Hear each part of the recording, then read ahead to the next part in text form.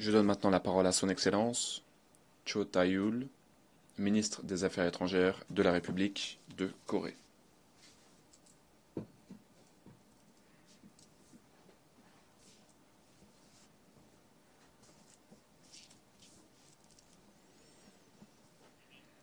Madame la Présidente, Mesdames et Messieurs les délégués,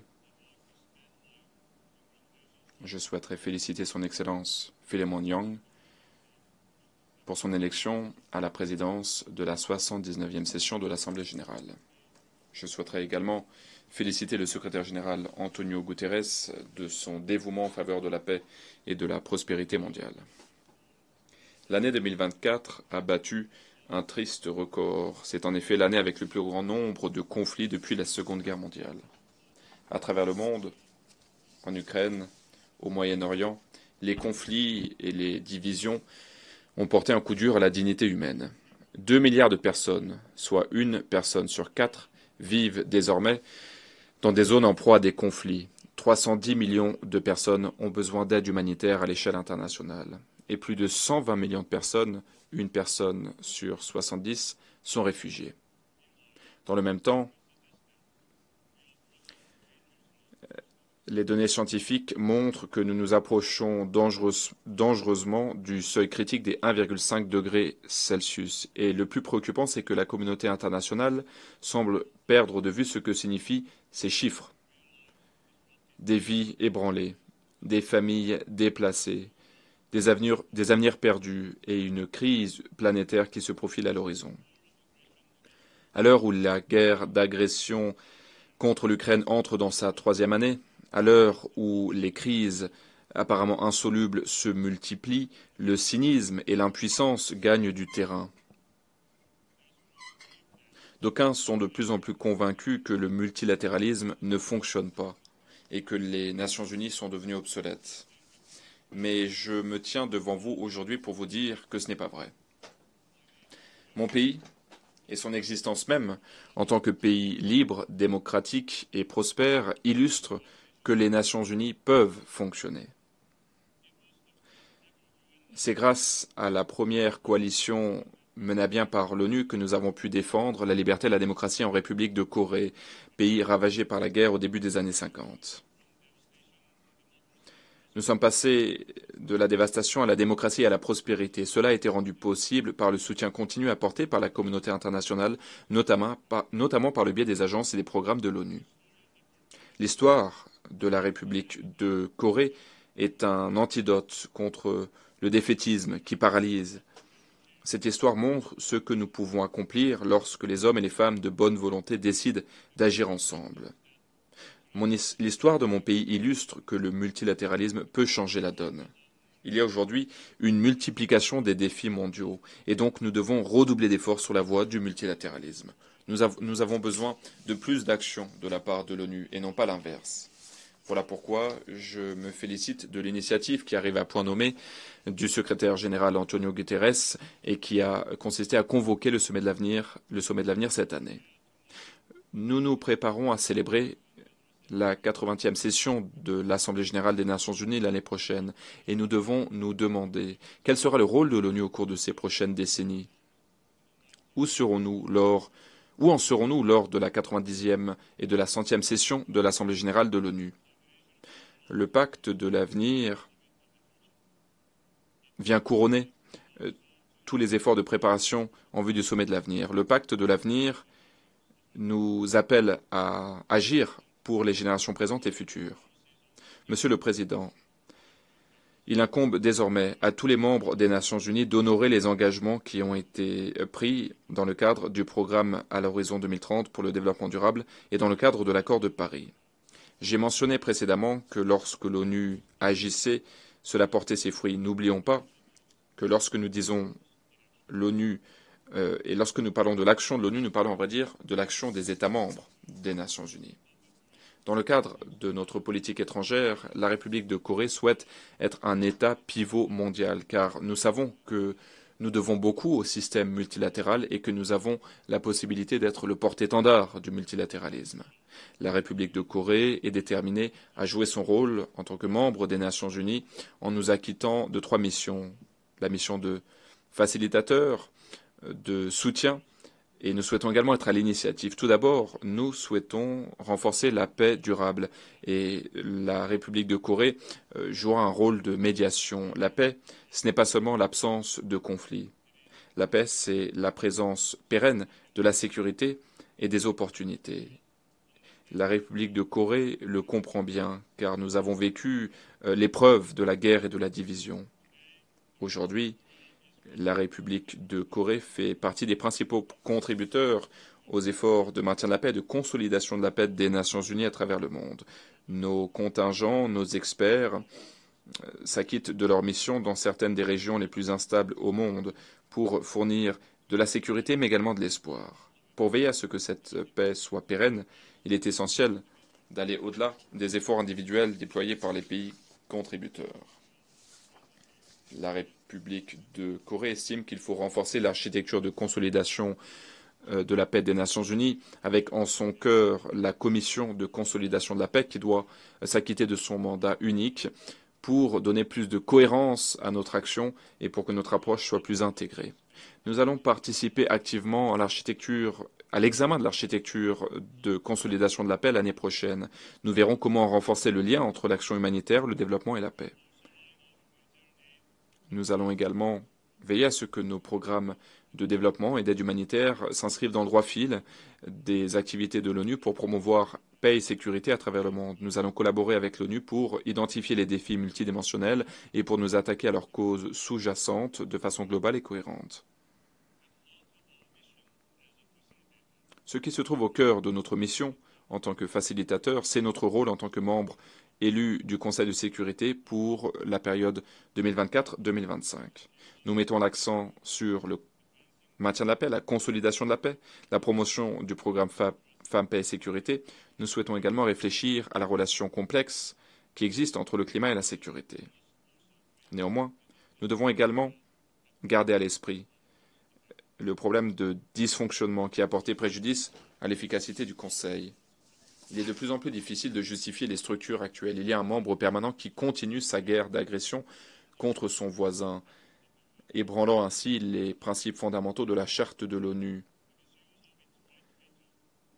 Ce pays abuse du droit de veto, ce qui nous met dans l'impasse alors que nous avons une mission urgente à accomplir.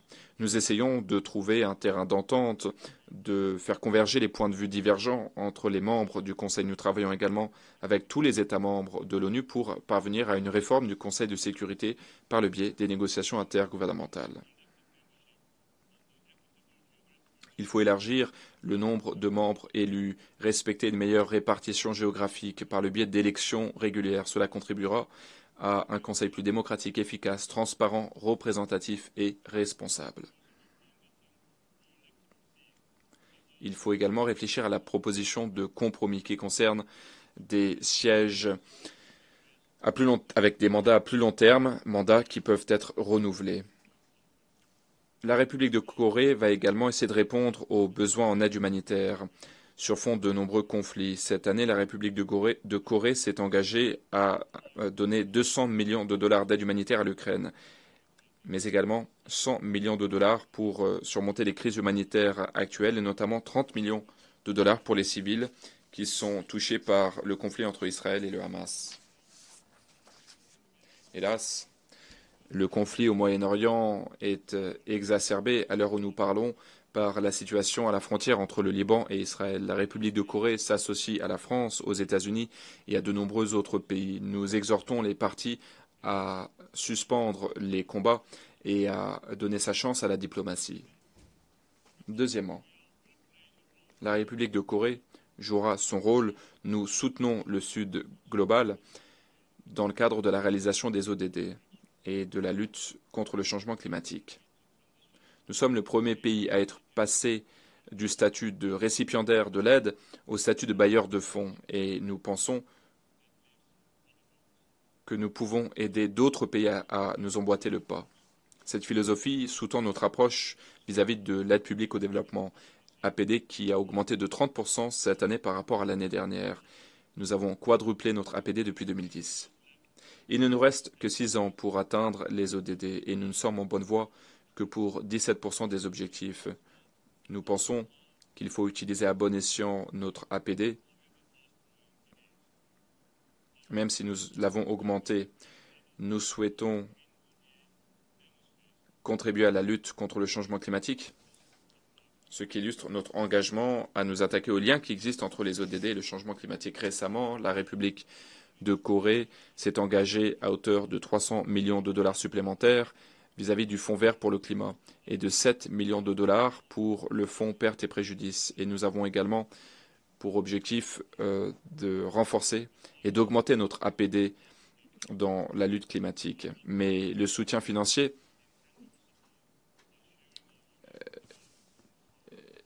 nous n'apportons pas seulement un soutien financier, nous essayons également de nouer des partenariats durables et d'utiliser notre expertise.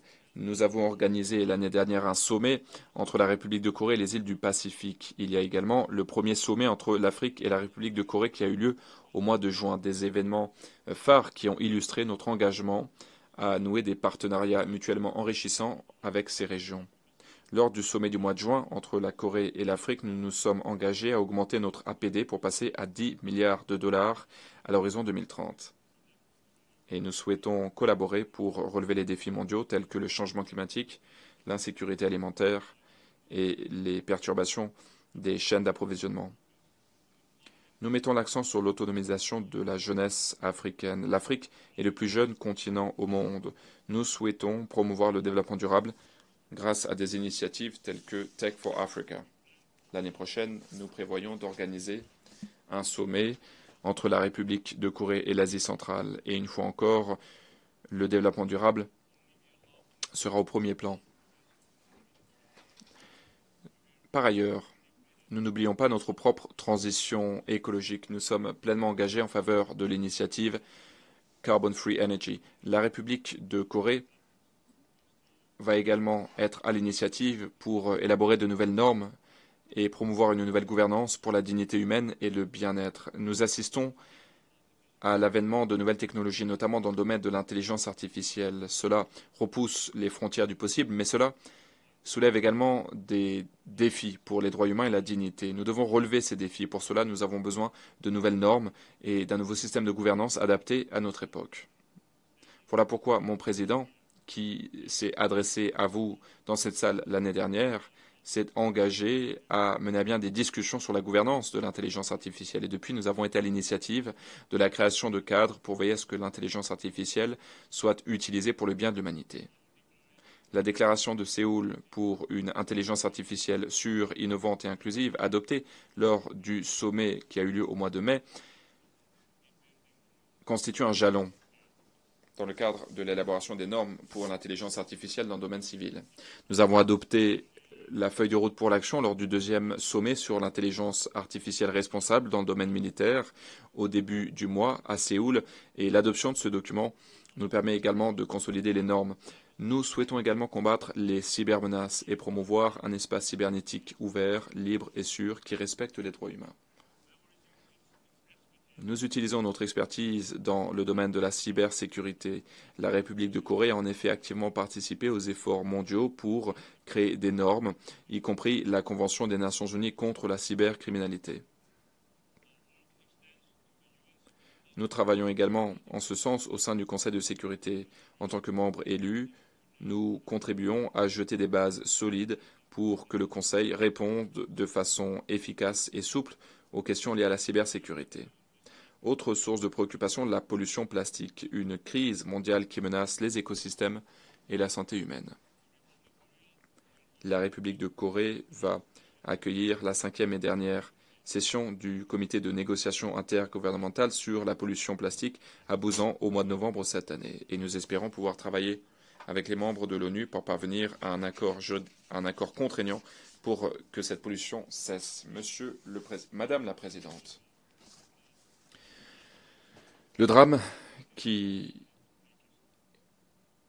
nous déchire le cœur, c'est qu'à quelques kilomètres de Séoul culmine le cynisme. La Corée du Nord continue de constituer une menace à la paix et à la sécurité sur la péninsule de Corée, puisque la Corée du Nord continue à développer ses capacités nucléaires et missiles, comme illustré par la révélation récente de l'existence d'une infrastructure d'enrichissement de l'uranium, mais également les provocations, de viles provocations telles que l'envoi de ballons de déchets vers la République de Corée. Par ailleurs, la Corée du Nord se livre à une coopération militaire avec la Russie, lui fournissant des missiles et des millions de munitions. Il est absolument scandaleux que la Russie, en tant que membre permanent du Conseil de sécurité, l'un des États fondateurs du régime de non-prolifération, se livre à ce commerce d'armes illégales avec la Corée du Nord. Et au mois d'avril, la Fédération de Russie s'est opposée au renouvellement du mandat du groupe d'experts sur les sanctions contre la Corée du Nord, panel d'experts dont le travail portait ses fruits depuis 15 ans. Ce qui est au cœur du problème, c'est que la Corée du Nord se livre à ce programme nucléaire et de missiles et dans le même temps foule aux pieds les droits humains. La Corée du Nord est en mesure, en toute impunité, de développer ses armes de destruction massive uniquement car dans le même temps, elle réprime sa population et elle utilise les rares ressources pour ce programme nucléaire et de missiles, au détriment de la population qui meurt de faim. Ce que la Corée du Nord offre, ce n'est pas une vision, c'est simplement un calcul extrêmement froid, un calcul qui ne bénéficie à personne. Il y a un déficit de paix sur la péninsule et un déficit de liberté en Corée du Nord. Monsieur le Président, la doctrine d'unification du 15 août présentée par le président Yoon Suk-yeol le mois dernier présente une vision pour une péninsule coréenne unifiée, libre, pacifique et prospère. Nous savons que la paix durable est une tâche inachevée sur notre péninsule et nous sommes certains que la route qui mène à la paix passe par l'élargissement de la liberté et par l'unification de la péninsule coréenne. Cette paix contribuera à la paix et à la sécurité mondiale. Dans le cadre de cette vision, la liberté qui a sous-tendu l'indépendance, la croissance, la prospérité de la République de Corée, cette liberté, eh bien, la population au nord pourra enfin en bénéficier, garantissant ainsi les droits humains de tous les Coréens. Pour concrétiser cette vision, la communauté internationale doit plaider en faveur de la liberté et des droits humains des Nord-Coréens qui n'ont pas voix au chapitre. La République de Corée est déterminée à collaborer avec la communauté internationale afin que la Corée du Nord prenne les bonnes décisions. Madame la Présidente, il y a près de 75 ans, les fondateurs des Nations Unies ont décidé ensemble, liés par la conviction que le multilatéralisme pouvait fonctionner, ont décidé de défendre la liberté et la souveraineté, de faire respecter la charte de l'ONU. Nous approchons de la 80e session de l'Assemblée générale qui aura lieu l'année prochaine. Nous devons nous engager de nouveau en faveur de ces principes. Le multilatéralisme n'est pas un concept obsolète, c'est la seule voie à suivre. Rester les bras croisés face à ces défis reviendrait à abandonner les plus vulnérables aujourd'hui ainsi que les générations futures. Je vous remercie.